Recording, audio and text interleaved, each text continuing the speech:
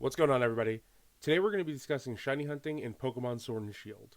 So we're going to be talking about what we know, what we don't know, the method that most people are using to hunt for shinies, and what's the best way to go for shinies right now. So first things first, we have the battle chaining method. That's how I've been referring to it. It's a method depicted in this chart right here, where you chain a Pokemon by having a certain number of battles completed in your Pokedex, and then having a chain of 25 or more on that Pokemon. So we know that you can get odds of 1 in 585 if you have 500 Pokemon defeated and a 25 chain. The issue with this method, though, is that there is only a 33% chance that you will get those extra rolls for shiny odds. So that 585 is only one third of the time. The other time, it's going to be 1 in 4096 until you have the shiny charm, of course. This chart is made by one of my viewers, Lemon. I really appreciate you're allowing me to use this, and this depicts what your actual odds are when you average out the 4096 versus the 585. So when you're at a max combo, we're seeing a number that we're pretty familiar with. If you round it, if while you're doing the calculations, you're going to be getting a 1 in 1365 odds, but the actual odds are 1 in 1374.5. So these are the odds that you're going to be dealing with on average when you're going to be doing the battle chaining method. So the thing about this is, it's not the best method we've ever seen, but it might actually be the worst. It's possible that it's the worst. It basically gives you the chance of having a shiny charm and doing a random encounters for the chain. We've seen great results with this. I've had people get a shiny in under 500. I had one person get a shiny in 4. That's pretty much just random odds, though. But I just finished my first hunt, which was a shiny Rookity, and that took me 6,074 encounters. Whenever I broke the chain or anything that is included, we don't really know too much about it, and that's what I wanted to discuss next. This hunt could take a really long time, so you do have to go in understanding that you could be on a long hunt. Now, there's a lot of misinformation going on about this hunt, and I wanted to address that right away. A couple of things that we know for sure.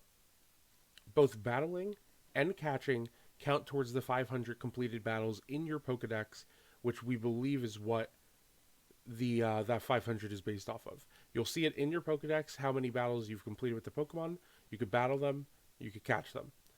However, we don't know how the chain works. There's no way of knowing what breaks the chain as of right now, according to the data miners, Cerebi, and there's no way of knowing what increases the chain.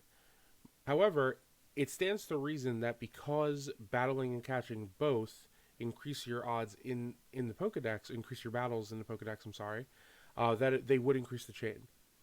We don't know if encountering a wrong Pokemon and running from it breaks the chain. We do not know if running from the Pokemon that you are actively going for breaks the chain. We don't know if surprise trades or link trades or raid battles or leaving the area, healing your Pokemon. We don't know what breaks the chain at all. And there's a lot of reasons why certain things could break chains. For instance, Poke Radar in Gen 6, if you used any of the online features, your chain would break. Poke Radar is pretty specific, but a lot of people are trying to use a single method from the past to say, well, this definitely won't break the chain. However, we've had examples of running breaking a chain, as like Poke Radar, and we've had examples of catching breaking a chain, as shiny chain fishing. So you don't really know what's going to break the chain and what's not. So it's my opinion that your best method is to only encounter the Pokemon you're chaining for. I would utilize either the whistle or creeping up on the Pokemon, like tiptoeing up to the Pokemon, so that you don't get the exclamation points in the grass. Um, and then knocking out each Pokemon you see. Of course, this is time consuming, but I did this my entire hunt. It did take me the entire release of Pokemon up until Wednesday the 20th evening of doing this, almost nonstop hunting on stream and off.